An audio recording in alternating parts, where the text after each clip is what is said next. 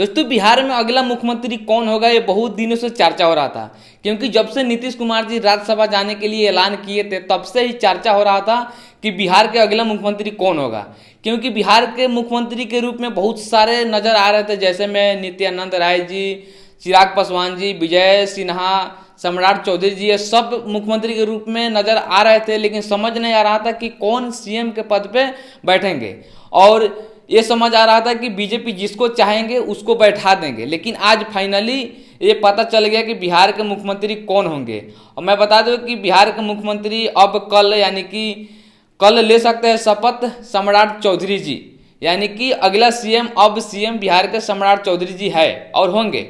और ये फाइनली आज पता चल गया, क्योंकि आज बैठक थे 14 अप्रैल को, पता चल गया कि हाँ अब सीएम सम्राट चौधरी जी होंगे और उनको पद घोषित कर दिया गया। और दोस्तों, मैं बता दूं कि सम्राट चौधरी जी मतलब कहीं से भी दूर दूर तक नजर नहीं आ रहे थे कि इनको मुख्यमंत्री बनाया जाएगा, लेकिन अचानक पता ना क्या हो गया और इनको मुख्यमंत्री का पद दे दिया गया।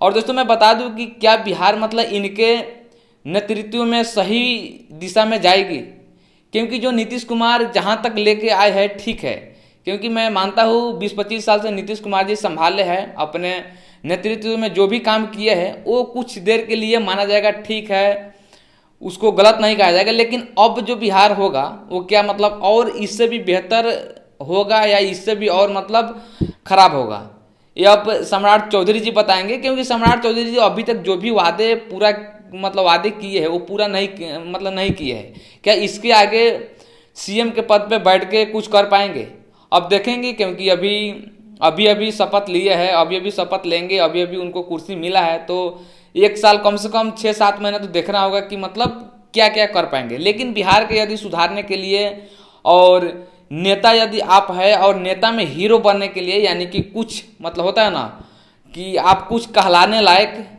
ये 3 काम कर देंगे तो आप हो सकता है कि आपको अगला बार वोट देने के लिए कोई आमदी सोचेंगे कि हाँ ये बंदा कुछ काम किए है। सबसे पहले आपको स्वास्थ्य, यानी कि मतलब जो भी बिहार में हॉस्पिटल को अभी किस तरह मतलब चला रहा है उस पर यदि आप काम करें, यानी कि स्वास्थ्य पे काम करेंगे तो आपका ये अच्छा मतलब कार्य होगा। उसके बाद शिक्षा, यानी कि शिक्षा पे आप थोड़ा उस पर भी ध्यान दीजिए, क्योंकि शिक्षा बहुत सारे मतलब कमी हो गया है। आप जाके बिहार में देखेंगे तो सरकारी स्कूल का जो अभी गति है वो बहुत ही खराब है। उसके बाद आप जो शराब है उसको आप चालू कर दीजिए, क्योंकि शराब से बहुत सारा मतलब नुकसान हो रहा है बिहार को। और ये सब होने के बाद लास्ट में आप चाहेंगे तो मतलब रोजगार, यानी कि बिहार में कुछ फैक्ट्रियाँ भी लाइए और उस पर काम कीजिए, बैठाइए। आप जो फैक्ट्री उसको बंद कर रहा है तो ये कहीं से भी सही नहीं है। और उसके बाद में चीनी मिल जो बंद है उनको चालू करवाइए। आपके नेतृत्व में यदि ये 4-5 काम हो जाते हैं तो आप बिहार के हीरो बन जाएंगे। क्योंकि अभी तक नीतीश कुमार जी ये सब काम नहीं किए थे, क्योंकि नीतीश कुमार जी के ही राज्य में और नेतृत्व में ये सब मतलब बंद हुआ, चाहे जो भी कुछ भी हुआ ये सब हुआ है। यदि आप ये सब काम अच्छे से चलवा देंगे, कर देंगे, तो आपको मतलब कुछ दिन के लिए रखा जाए कि हाँ सम्राट चौधरी जी आए तो कुछ काम किए हैं। बाकी आपको मुख्यमंत्री बनने पे मेरे तरफ से भी बधाई है, शुभकामनाएं है। आगे आप अच्छे काम करेंगे ये विश्वास है।